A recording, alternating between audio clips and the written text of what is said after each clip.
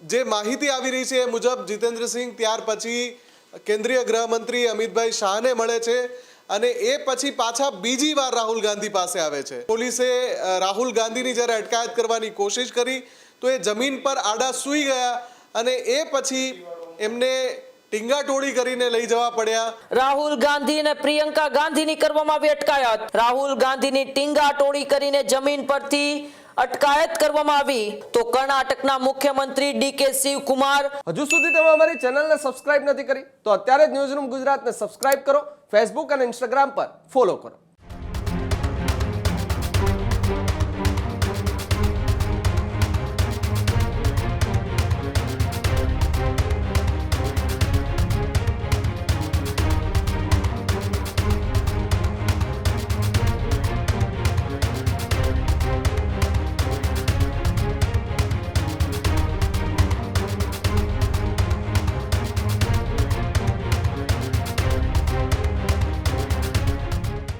સમાચારમાં આગળ વાત કરીએ તો સમાચાર દિલ્હીથી સામે આવી રહ્યા છે, જ્યાં દિલ્હીમાં સતત બીજા દિવસે મોટું ઘમાસાણ જોવા મળી રહ્યું છે। જે આ દિલ્હીમાં સતત બીજા દિવસે સૌથી મોટું ઘમાસાણ રાહુલ ગાંધી અને પ્રિયંકા ગાંધીની કરવામાં આવી અટકાયત। વડાપ્રધાન નિવાસસ્થાન બહાર કરવામાં આવી તેમની અટકાયત।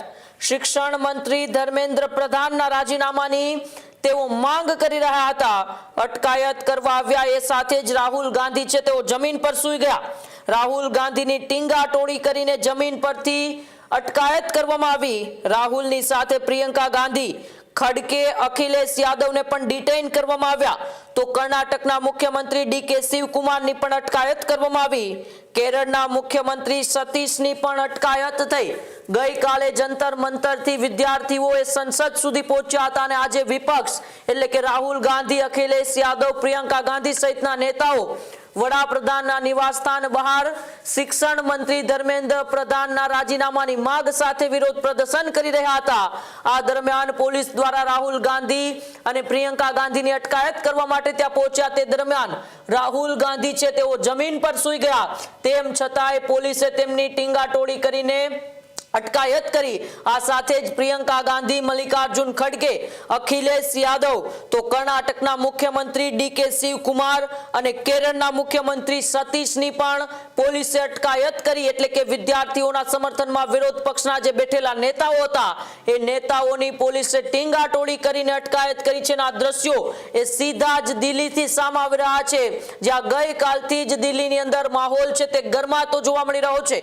મુફદ્દલ મારી સાથે ન્યૂઝરૂમથી મુફદ્દલ, ગઈકાલથી જ એક કોકરોચ જનતા પાર્ટીના પ્રદર્શનકારીઓ પહેલા સંસદ સુધી પહોંચ્યા, ત્યારબાદ જેપી નડ્ડા સાથેની મુલાકાતને આજે વિરોધ પક્ષના નેતાઓ છે તે વડાપ્રધાનના નિવાસસ્થાન બહાર જ્યારે ધર્મેન્દ્ર પ્રધાનના રાજીનામાની માંગ સાથે બેઠા હતા ત્યારે પોલીસ દ્વારા તેમની અટકાયત કરવામાં આવી છે। બિલકુલ ઉમંગ, સતત બીજો દિવસ છે દેશની રાજધાનીમાં જ્યાં ઘમાસાણ પૂરું થવાનું નામ નથી લઈ રહ્યું, કેમ કે પહેલા સીજેપીનું આંદોલન અને આખો દિવસ એ પ્રદર્શનકારીઓ અને પોલીસ વચ્ચે ઘર્ષણ અને આજે જ્યારે બપોરે અચાનક રાહુલ ગાંધી અને પ્રિયંકા ગાંધી વડાપ્રધાન આવાસની નજીક પહોંચ્યા એ બાદ એમણે મીડિયાને જાણ કરી કે ત્યાં ધરણા પર બેસવાના છે। થોડી વારમાં એમની સાથે અન્ય નેતાઓ પણ જોડાયા, જે કોંગ્રેસના અધ્યક્ષ સહિતના તમામ જે નેતાઓ છે એ સાથે ત્યાં જોડાયા। એની સાથે અખિલેશ યાદવ પણ જોડાયા।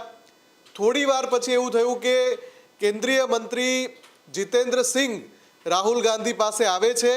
ધરણાના સ્થળ પર જ બંનેની જાહેરમાં ચર્ચા થાય છે, કોઈ વાતચીતની આપલે થાય છે અને જીતેન્દ્રસિંહ ત્યાંથી નીકળી જાય છે।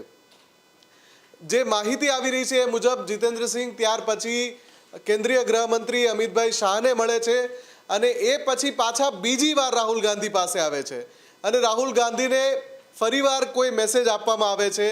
તમે એમાં જે મુખ્ય મુદ્દો સામે આવે છે એમાં કહે છે કે તમે અહીંયા જે ધરણા કરી રહ્યા છો આ જે સ્થળ છે એ ધરણા કરવા માટે યોગ્ય નથી, અહીંયા તમારે ધરણા ન કરવા જોઈએ।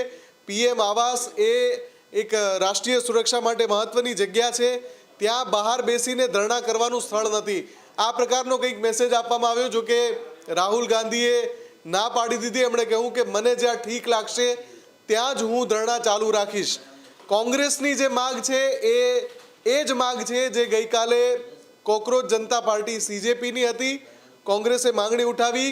સૌથી પહેલાં તો રાહુલ ગાંધીએ કહ્યું હતું કે નીટના મુદ્દા પર સંસદમાં ચર્ચા થવી જોઈએ. બાદમાં એ વાતને સ્વીકૃતિ મળી ગઈ, પણ પછી રાહુલ ગાંધીએ બીજી માંગ પણ સાથે જોડી કે ભાઈ નીટના મુદ્દે સંસદમાં ચર્ચા પણ થાય અને કેન્દ્રીય શિક્ષણ મંત્રી ધર્મેન્દ્ર પ્રધાન રાજીનામું પણ આપે. બીજા મુદ્દાને લઈને મડાગાંઠ છે, કેમ કે આ જ માંગણી છેલ્લા કેટલાક સમયથી વિદ્યાર્થી જે એકમો છે એ પણ કરી રહ્યા છે, કોકરોચ જનતા પાર્ટી પણ કરી રહી છે અને કોંગ્રેસની પણ હવે એ જ માંગ છે કે ધર્મેન્દ્ર પ્રધાન રાજીનામું આપે. જો કે સાંજ પડતા સુધીમાં ધરણા સ્થળ પર જ્યારે ભીડ વધી ગઈ, જેવી રીતે આપણે માહિતી આપી કે કર્ણાટકના મુખ્યમંત્રી પણ હતા, કેરળના મુખ્યમંત્રી પણ હતા, મલ્લિકાર્જુન ખડગે પણ હતા અને બીજા જે કોંગ્રેસના સિનિયર લીડર્સ છે દિલ્હી એકમના અને એની સાથે સાથે કોંગ્રેસના પ્રવક્તાઓ છે એ પણ હતા. સમાજવાદી પાર્ટીના નેતા અખિલેશ યાદવ સહિત એમના પણ દિગ્ગજ નેતાઓ એકઠા થયા અને જે અન્ય સમર્થકો છે એ પણ મોટી સંખ્યામાં એકઠા થયા. એટલે એક સ્થિતિ આવી જ્યાં પછી પોલીસે અટકાયતની કામગીરી કરવી પડી. પોલીસે રાહુલ ગાંધીની જ્યારે અટકાયત કરવાની કોશિશ કરી તો એ જમીન પર આડા સૂઈ ગયા અને એ પછી એમને ટીંગાટોળી કરીને લઈ જવા પડ્યા. એની સાથે સાથે પ્રિયંકા ગાંધી, મલ્લિકાર્જુન ખડગે, શિવકુમાર અને સાથે જ કેરળના મુખ્યમંત્રી સતીશન, તમામની પણ અટકાયત કરવામાં આવી. અખિલેશ યાદવની પણ અટકાયત કરવામાં આવી. હવે જોવાનું એ રહે છે કે આ અટકાયત પછી હવે જ્યારે એમને મુક્ત કરાય છે, કોંગ્રેસનું હવે પછીનું વલણ શું છે? શું આ એક દિવસના ધરણા હતા કે કોંગ્રેસ આ લડાઈ ચાલુ રાખશે? કેમ કે એક તરફ સંસદનું સત્ર ચાલી રહ્યું છે જ્યાં કામકાજ થઈ જ નથી રહ્યું. દરરોજ થોડી વાર માટે સત્રની શરૂઆત થાય અને આગલા દિવસ સુધી કામને સ્થગિત કરવામાં આવે છે. એટલે શું એ પરિસ્થિતિ બનેલી રહેશે?